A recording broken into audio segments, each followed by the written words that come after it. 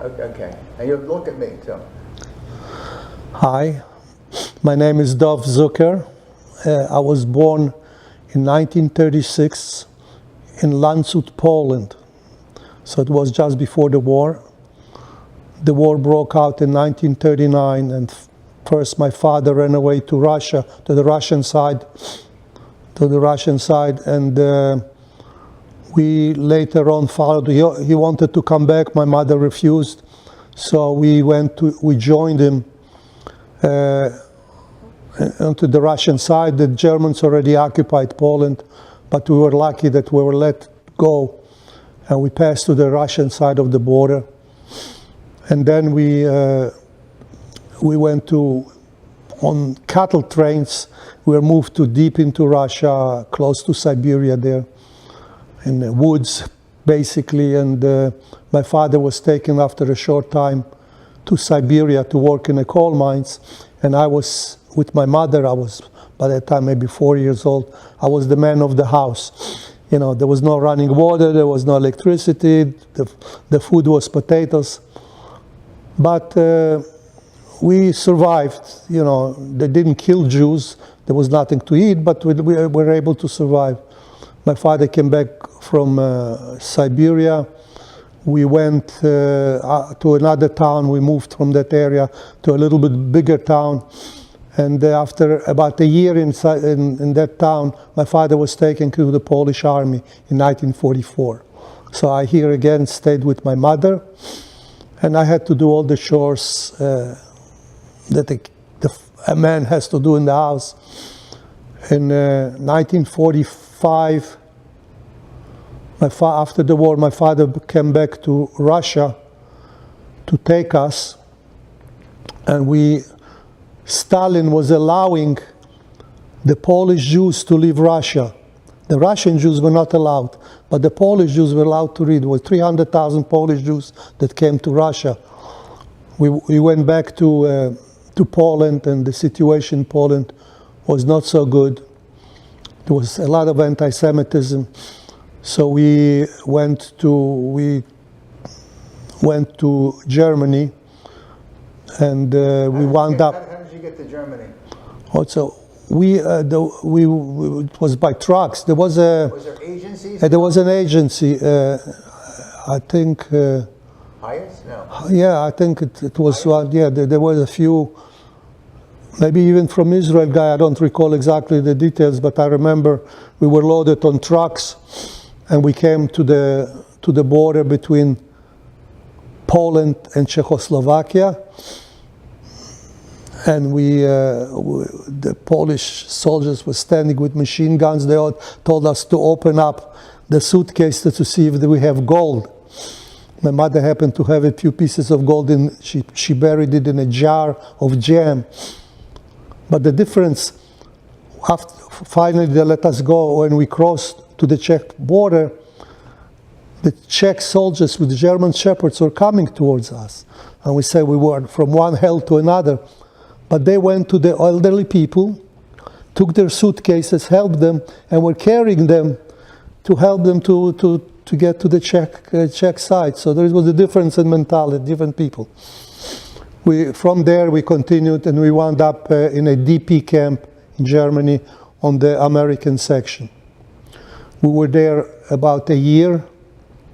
We lived in a tent, basically.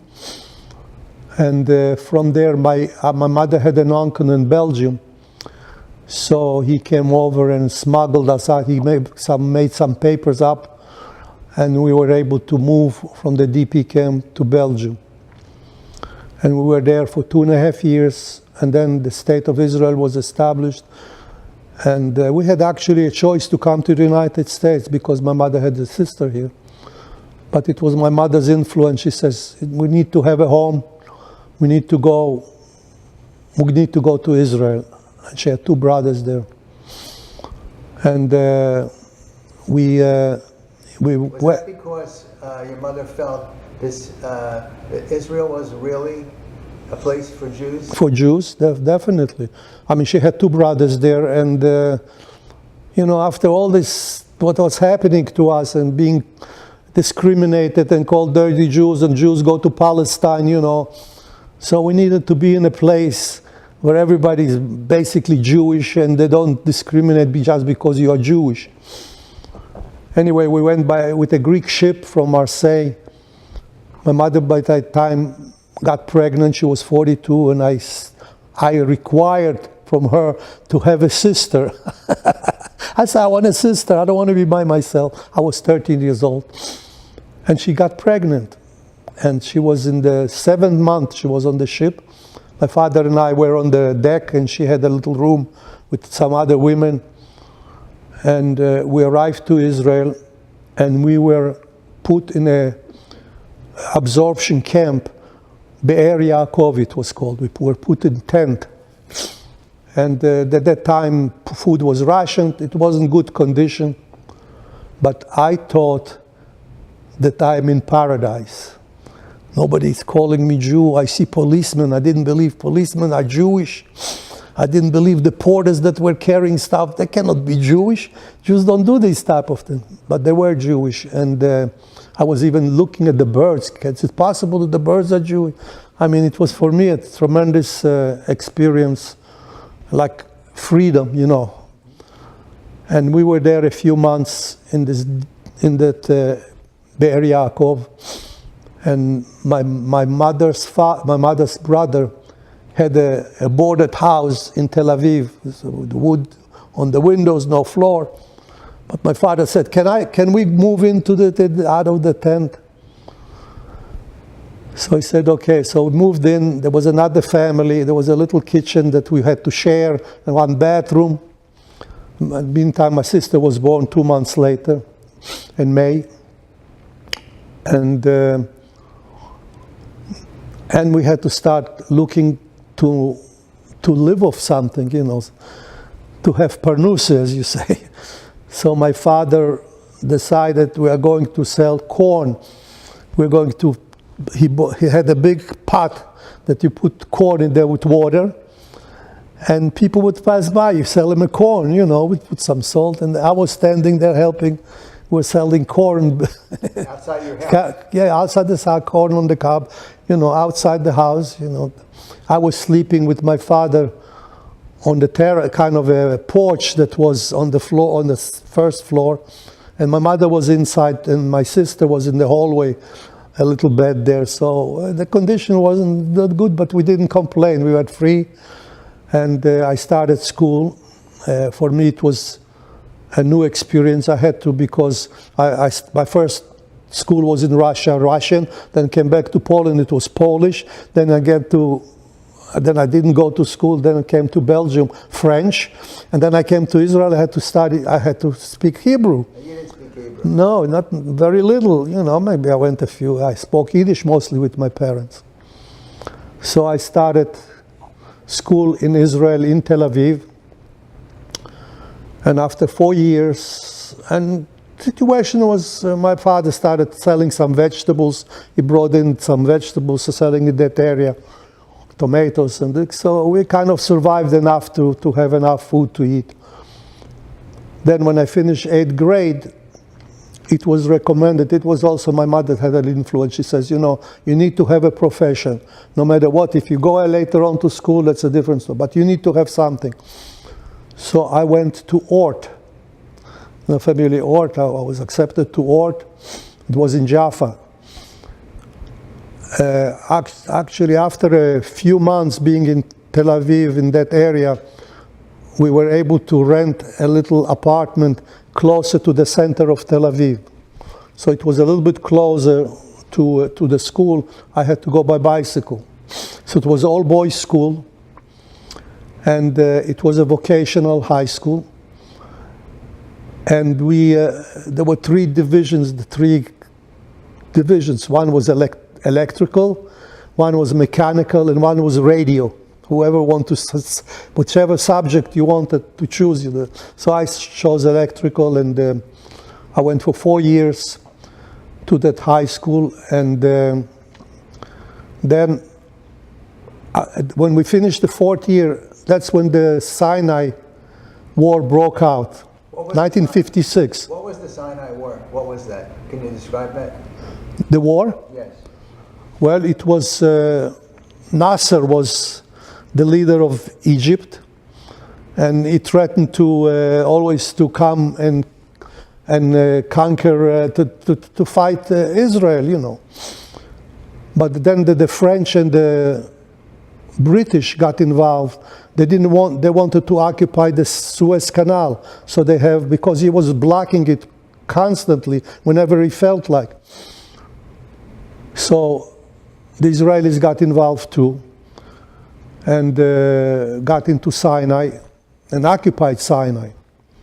So my class, half of the class was already fighting in the Sinai War. The other half was allowed to stay in the school for another 6 months, so we can get a matriculation, like a regular high school, not a vocational high school. So whoever wants to go to engineering was able to go.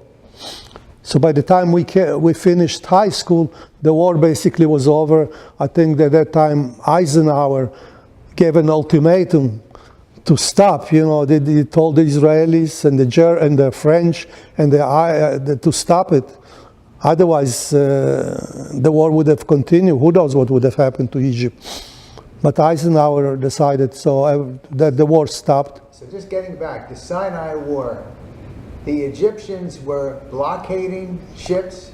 Is that what they were doing? Right. Before the war began? Yes. They were blockading Israeli ships? Israeli ships could not go through the Suez Canal. So it was hard for Israel to get food, to get anything, right? Yeah, the only thing what Israel did have, they have the Eilat. Mm-hmm. So they could go through the Red Sea from Eilat, but there was no port at that time. It was really, it was a place that they had, but no.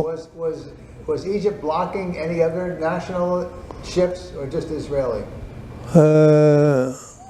I don't recall if they're blocking others, but they had control whenever they felt like blocking. I don't know the details whether they're blocking or not. So what did Israel do to alleviate this situation, the war? What did they actually do? They actually got into the Sinai and started moving towards the Sinai to the Suez Canal. Egypt had occupied. This was part of Egypt, the Sinai. At Yes. this point. Yeah. And what did they do? They attacked the Egyptian army. Yes. And what happened there? The Egyptian army was. We took all the Russian tanks were taken, captured by Israel, and Israel went all the way to the Suez Canal. So the Egyptians moved across the Suez into the other side, yes. So now, how long was this that Israel occupied that part, the eastern part of the Suez Canal? Because eventually they left. Yeah, eventually they had to leave. I don't recall exactly how long, maybe a year, and they had to leave because there was a lot of pressure from the United States. Do you recall how many Israelis either injured or were killed? I don't recall how many, but there were yes, there were. Were any of the people that were in your class, in your school? No, they were not. No, because they were recruits. They were in the front line, but they were in Sinai, but they did not fight the front line. They were too early for them to just start fighting. So we did not lose any school kids from my class, or as a matter of fact, from the whole school. So how long did you stay in the army with your? 2.5 years. The thing is, when I joined the army, I was a recruit. So at that time, Israel did not have technical people. There were no Jewish auto mechanics or Jewish electrician. This was not a field that Jews really learned at that time. You know, Jews were not, so they needed auto mechanics, tanks mechanics, airplane mechanics. So the entire class that graduated was dispersed into various technical segments of the army. I wound up in the technical corps, and I was learning how to fix trucks, cars, and tanks. And that's what I was doing for 2.5 years. We had to, not only that, we captured Russian tanks. We had to start modifications so they would be more suited to the Israeli systems. So we're working on that too. So part of my time was in the center of Israel, where there was the camp, and mostly on trucks there. Then I was moved to close to Beersheba. It's called Machne Natan, which is a tank base. And we had to start fixing tanks. That was a big, hard job, because when you lay down underneath the tank and you have to take the battery down or the alternator, it's so heavy. And it was, it was in the desert. There was sand coming. We used to have getting food, and we were eating outside, and the sand would come in. Sometimes you feel it in your teeth. You were eating sand with the meat or whatever they were giving. By the way, meat was rationed. I think it was once a week. The rest was fish, frozen fish. This pieces of fish and beans we were eating. But after 2.5 years in the army, I had to make a decision. My parents were very, very poor. They had a little vegetable store, and I was helping them a lot. In the meantime, my sister was born. She started helping. And I had to make a decision. Should we stay in Israel and try to get into the Technion, or try to get to the United States? My mother had a sister, and she felt that it's going to be maybe less expensive. Maybe her sister will help financially, so I can go to school here. In the United States? In the United States. So in 1959, I left Israel. I went to NYU. I was accepted from Israel before to NYU. I graduated. I went an undergraduate and graduate degree in electrical engineering. I worked for IBM. When you came to the United States, how did you feel as basically an Israeli coming into the United States, as far as being exposed to the culture and the other people? Well, I was missing Israel. No matter how the conditions were much better. I mean, I remember arriving to New York and Manhattan 2 o'clock in the morning on the ship, and I was looking at those buildings, the skyscrapers. Everything was like amazing. And my aunt was living in Queens, so she had a little house, and the conditions were pretty good as far as living conditions. As far as school was tremendously difficult for me, because I had to go for 6 months in NYU downtown to learn to brush on my English. So my English should be improving, and I also had to take physics and math to see if I'm good enough to go to engineering school in the Bronx. Did you take any English courses in Israel? Yeah, you study from the 6th grade. You study, but you use the English method. English pronunciation, and here it's different pronunciation in the United States. As a matter of fact, one of my first courses, I keep telling the story. I came and I had to take American history taught by a professor from the South. I think he was from Alabama. And he started talking, and I was looking, I said, what language is he speaking? I didn't understand half of the stuff he was saying. So it was difficult until the ear get adjusted to the language, the pronunciation. You said you missed Israel. Explain what you mean by you missed Israel. Well, my friends was there, my family was there, and I missed the lifestyle that we had, the life type we had in Israel. There was no, financially it was difficult, but it was like free, we were happy. We did all kinds of things as kids. So I didn't have that, I came to the United States, I had to, as a matter of fact, I had the 4 years that I was here from 1959 to 1968. In the meantime, I got married, and the only thing I had in my mind is how to get back to Israel. And my first job was with IBM, which was a very good company, and they paid for my master's degree. Then I was looking for a company that has a facility in Israel that looking for engineers. And finally I found a company called American Electronic Laboratories.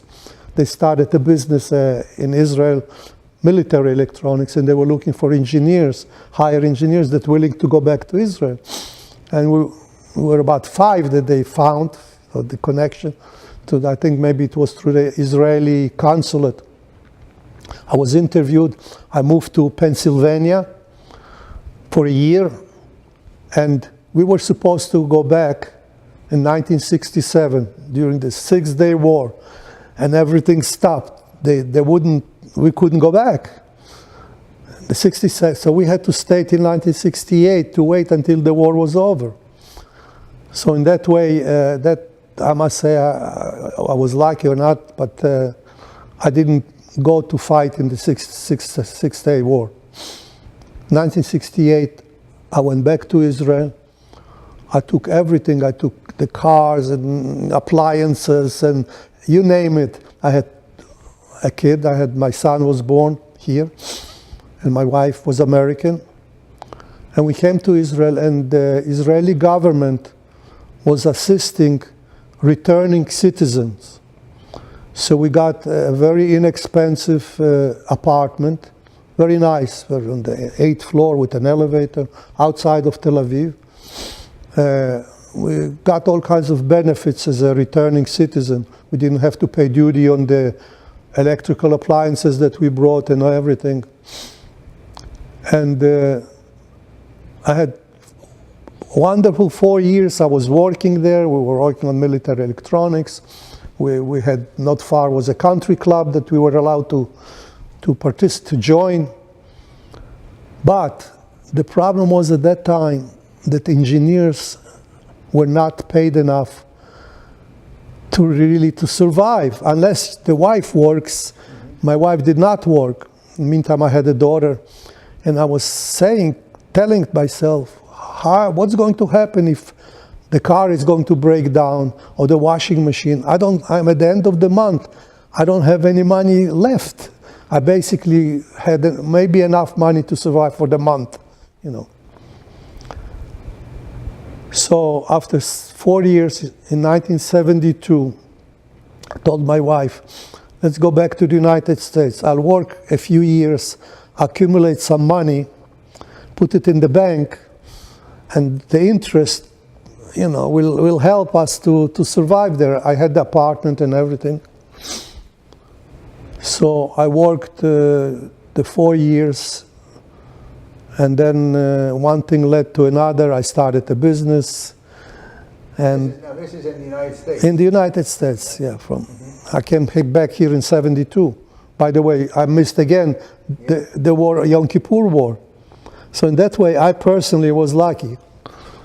So in high school, you were not with the group that went to fight? No, I was in the military, but not to fight. And then you came back here in 672. Just after the 67 war. Right. No, I came back, I went back to Israel. I mean, you came back to Israel just after 68, right. And then you left just before the Yom Kippur War. Right. Did you know something? Did I know anything? No. I feel guilty because some of my friends volunteered to go back to the Yom Kippur War, but they would not take. In the United States, and they came back. They came down to fight to try to get in, but the consulate did not want to Israelis to come back. They said we are okay. We have enough soldiers in Israel. We don't need additional.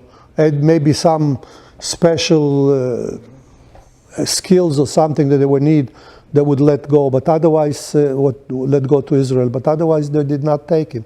I have a friend, an engineer. They would not take him back. So then, since 1972, I've been here, and the you go back to Israel often? Yeah. During the time that I was here and doing business, I also got involved in business in Israel with a company called named Tadiran, which is was at that time the biggest electronic company in Israel. They had a division that they sold, and myself and two other partners, Israeli partners, we bought. It's called Tactel, and one of my partners was a very wealthy man. He owned Awesome, you know, Awesome Foods. No, there were all kinds of soups and cereals, and that's a big company in Israel. Awesome, like a Kellogg's here or something like that.